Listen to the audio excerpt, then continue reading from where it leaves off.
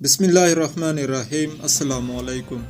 آج 23 جون 2022 بروز جمعرات، پاکستان سمیت دنیا بھر کے تازہ ترین خبرنامے کے ساتھ میں ہوں محمد ابوذر۔ نظر ڈالتے ہیں اب تک کی تازہ ترین خبروں پر۔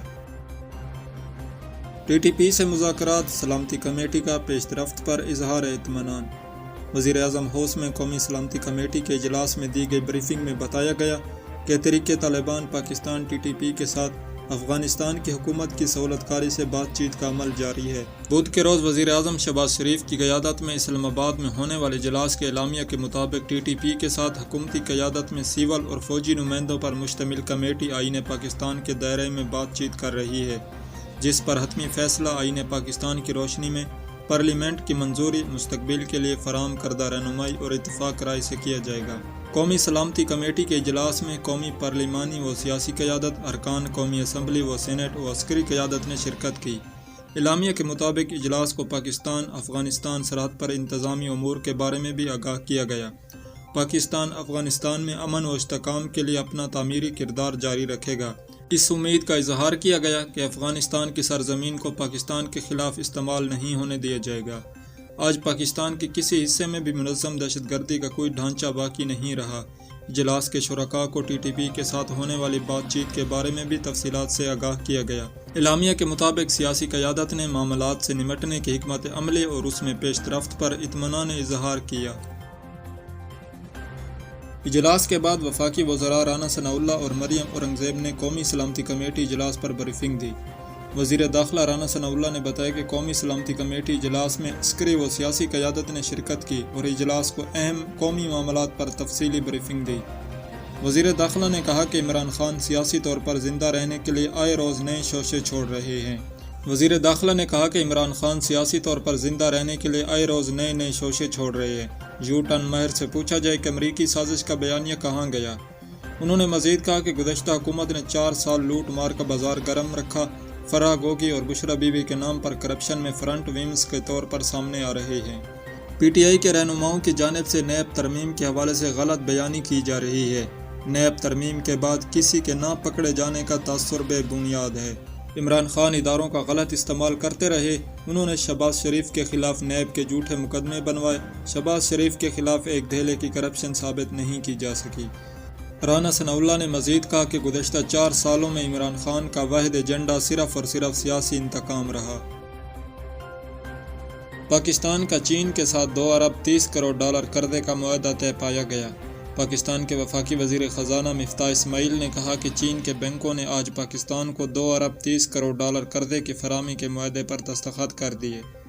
بدھ کے روز ٹویٹر پر جاری ایک پیغام میں انہوں نے کہا کہ پاکستان کی جانب سے معاہدے پر منگل کے روز دستخط کیے گئے تھے۔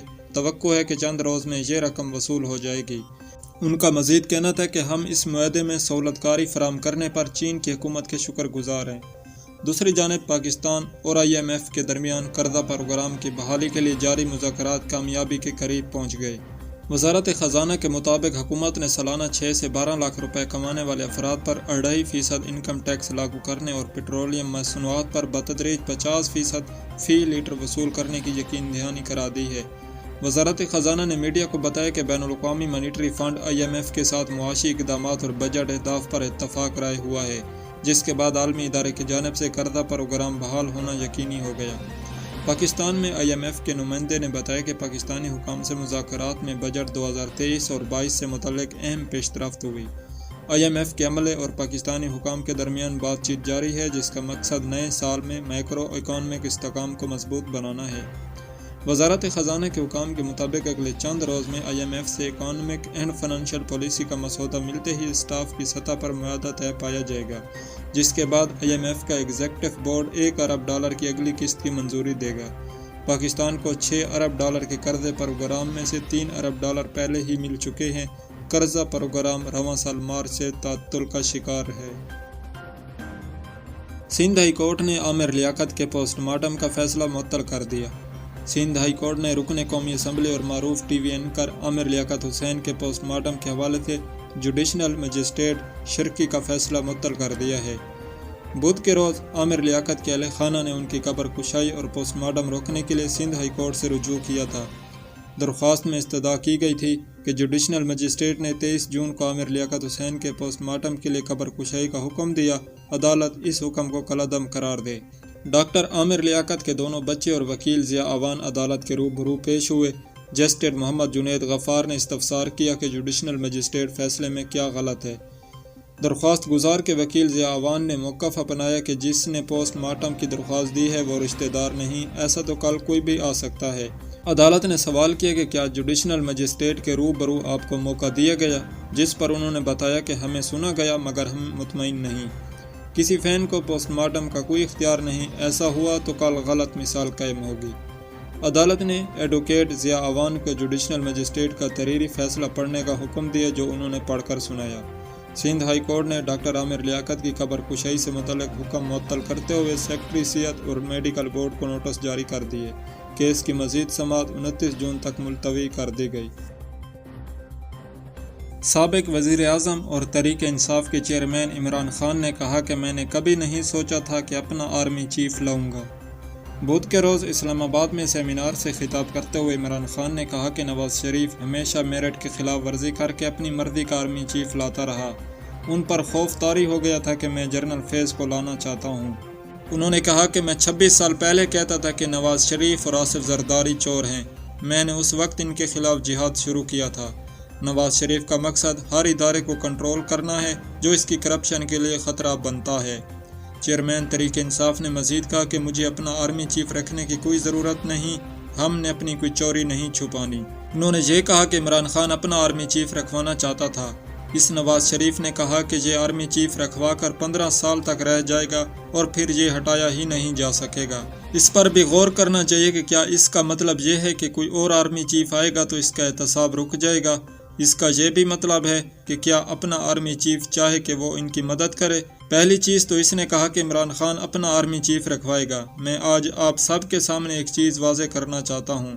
میں اللہ کے سامنے حاضر ہو کر یہ بات کرتا ہوں کہ میں نے کبھی نہیں سوچا تھا کہ نومبر میں کس کو آرمی چیف بنانا ہے۔ میرے ذہن میں تو یہ تھا کہ جب ٹائم آئے گا میرٹ کے اوپر جو سب سے بہتر ہوگا اس کو میں بناؤں گا۔ میں نے اپنی زندگی میں کبھی میرٹ کی خلاف ورزی نہیں کی۔ انہوں نے کہا کہ میں امریکہ کا دشمن نہیں ہوں، وہاں ہمارے امیر ترین پاکستانی رہتے ہیں۔ امریکہ کو ہم نے کہا کہ ہم جنگ میں آپ کا ساتھ نہیں دیں گے، ہم امن میں آپ کے ساتھ ہیں۔ یہ امریکہ کی مخالفت نہیں بلکہ یہ اپنی قوم کے مفادات کا تحفظ کرنا تھا۔ عمران خان نے کہا کہ وزیرستان میں جب فوج بھیجی گئی تو میں نے مخالفت کی۔ وزیرستان میں فوج امریکہ کے دباؤ پر بھیجی گئی تھی۔ مجھے امریکی مراسلے پر تکلیف تو ہوئی لیکن زیادہ تکلیف اس وقت ہوئی کہ ان چوروں کو ہمارے اوپر مسلط کرنے کے لیے یہ سازش ہوئی۔ چیئرمین پی ٹی آئی نے مزید کہا کہ میں نے نیوٹرل سے بات کی کہ شہباز شریف اور اس کے بیٹے پر نیب کے اوپن کیسز ہیں۔ میں سوچ بھی نہیں سکتا تھا کہ یہ اس ملک کا وزیر اعظم بن جائے گا۔ میں آخری وقت تک سوچتا رہا کہ اس کو وزیر اعظم نہیں بنا سکتے۔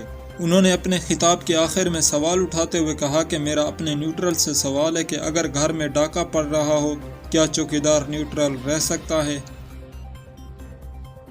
معیشت تباہ ہو گئی، IMF ہی آخری امید ہے۔ سری لنکا کے وزیر اعظم نے کہا کہ بجلی، ایندھن اور خوراک میں کمی کے بعد ملک کی معیشت بالکل تباہ ہو گئی اور ضروری اشیاء درآمد کرنے کے لیے بھی پیسے نہیں۔ عرب نیوز کے مطابق وزیر اعظم نے ایوان کو بتایا کہ ملک کو انتہائی سنجیدہ صورتحال کا سامنا ہے اور معیشت تباہ ہو گئی۔ انہوں نے کہا کہ بات بجلی، ایندھن اور خوراک کی کمی سے آگے چلی گئی اور قرضوں میں جکڑے ہوئے ملک کے پاس ضروری اشیاء بھی برآمد کرنے کے پیسے نہیں۔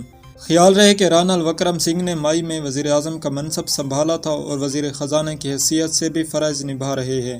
انہوں نے کہا کہ غیر ملکی ذخائر میں بتدریج کمی ہوتی رہی لیکن حکومت نے صورتحال پر قابو پانے کے لیے بروقت اقدامات نہیں کیے۔ ہم نے موقع کھو دیا اور اب ایسی علامات دکھائی دے رہی ہے کہ ممکنہ طور پر ہم کھائی میں گر رہے ہیں۔ انہوں نے کہا کہ سرکاری پیٹرولیم کارپوریشن $70 کروڑ کی مقروض ہے، جس کی وجہ سے کوئی بھی ملک یا دنیا کا کوئی آرگنائزیشن ہمیں ایندھن دینے کو تیار نہیں، بلکہ ایندھن کے لیے رقم دینے پر بھی ہچکچا رہا ہے۔ سری لنکا میں مہنگائی کی شرح 40% تک چلی گئی۔ بنیادی طور پر انڈیا سے ملنے والے قرضے کی مدد سے ہی ملک کی معیشت چل رہی تھی جو اب $4 ارب تک پہنچ گئی۔ وزیر اعظم کا کہنا تھا کہ انڈیا سے مزید قرضے کی درخواست کی ہے، تاہم انڈیا ہمیشہ ہی قرضہ نہیں دیتا رہے گا۔ قرض واپس کرنے کے لیے ہمیں کوئی نظام بنانا پڑے گا۔ ملک کے پاس واحد محفوظ راستہ عالمی مالیاتی فنڈ IMF ہی ہے۔ IMF سے قرضہ ہی واحد راستہ ہے۔ حکومت کا یہی مقصد ہے کہ IMF کے ساتھ مذاکرات کریں اور کسی ایسے معاہدے پر پہنچے کہ اضافی کریڈٹ کی سہولت حاصل ہو سکے۔ سری لنکا اور IMF کے درمیان جولائی میں معاہدہ متوقع ہے، لیکن عوام کو ریلیف ملنے میں کئی ماہ لگ سکتے ہیں۔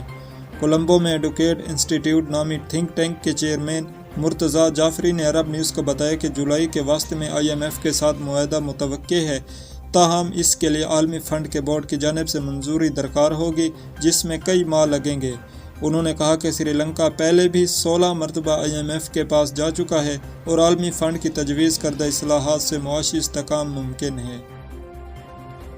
افغانستان میں منگل اور بدھ کی درمیانی شب آنے والے زلزلے کے باعث کم از کم 1000 افراد جاں بحق ہو چکے ہیں۔